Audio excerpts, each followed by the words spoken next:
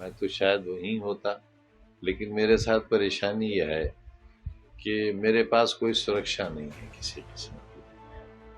मेरे पास नहीं है, मेरे अब्दुल्ला के पास नहीं है, मेरी बीवी के पास नहीं है। एक बार भी अगर कोई विधायक रह ले तो उनके पास, एक्स विधायकों के पास दो दो गनर हैं, लेकिन 2 बार विधायक अब्दुल्ला रहे, मेरी बीवी विधायक भी रही, सांसद भी रही।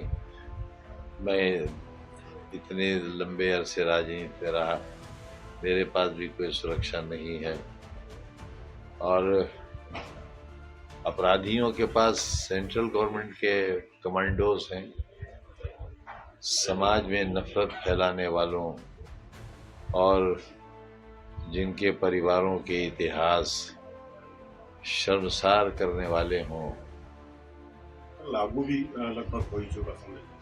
किस तरह की तैयारियां रहेंगी और कैसा क्या मानते हैं उसको आप, ऐसा जबकि जो आयोग है उसका ये कहना है कि बिहार में सफलता हासिल की, जबकि बिहार से बहुत खबरें हैं। अब जो संवैधानिक बाध्यताएं हैं वो तो पूरी होनी चाहिए, लेकिन संविधान का लिहाज रहना चाहिए।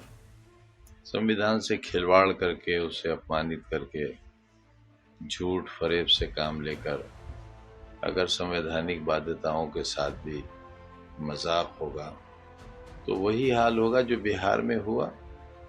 कहने को कुछ भी कहते रहें, लेकिन बिहार के लोग तो जानते ही हैं कि सच्चाई क्या है, और पूरा देश भी जानता है।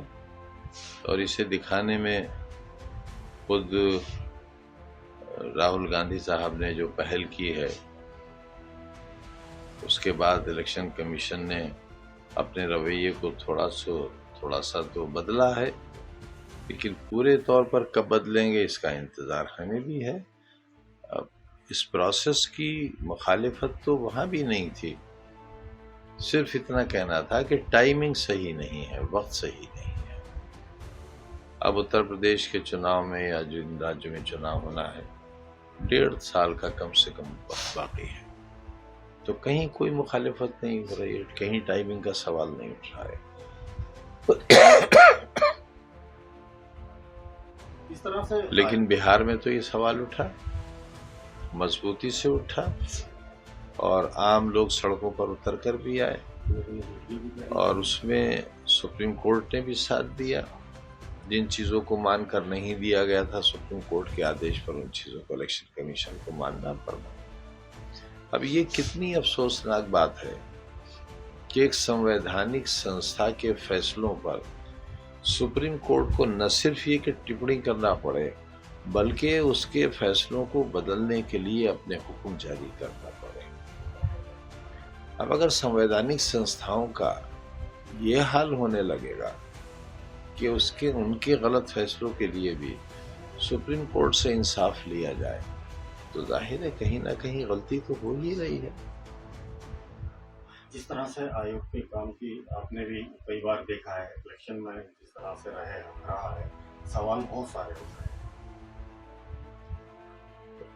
चुनाव भी जिस तरह से ये SIR को अन्य राज्यों के आगे से अभी चुनाव में काफी देरी है, बिहार में 70 लाख के करीब 65 लाख से ज्यादा वोटों की फर्क आया था, जो बताया जिसको राहुल गांधी और अन्य नेताओं ने विरोध किया था। तो ये क्या इस तरह से अन्य राज्यों में भी इस तरह के वोटों में, क्योंकि यूपी बहुत बड़ा राज्य है, 2027 में यहाँ चुनाव है, तो क्या इस तरह से वोटों में जो जिस तरह से जिंदा को मुद्दा दिखा दिया गया और प्लस को जिंदा दिखा दिया गया, कई जगह लोगों के वोटर लिस्टों में। देखिए, ये शिकायत तो हरियाणा के बारे में भी है, दिल्ली के बारे में आई। कहा गया कि महाराष्ट्र का चुनाव भी लूट लिया गया।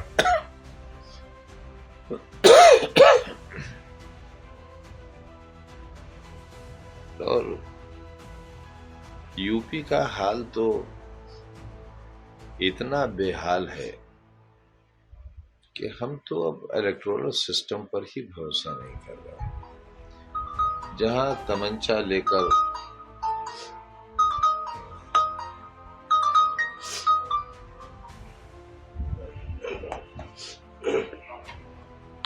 दरोगा तमंचा लेकर लोगों को दौड़ाए, गलियों में नाकों पर पुलिस और पीएसी का पहरा लगा दिया जाए, लोगों को वोट ही न डालने दिया जाए, घरों के बाहर डंडेला लगाकर ताले डाल दिए जाएं, लाठी चार्ज करके बुजुर्गों औरतों को जख्मी किया जाए, लाखों लोगों को वोट के अधिकार से वंचित कर दिया जाए और वोट पोल की परसेंटेज कम ना हो, क्या कहेंगे। जो रामपुर में हुआ वो तो इतना शर्मनाक है कि उस पर शर्म को भी शर्म आती है। फिर वही तजुर्बा कुंदरकी में हुआ, अयोध्या में हुआ,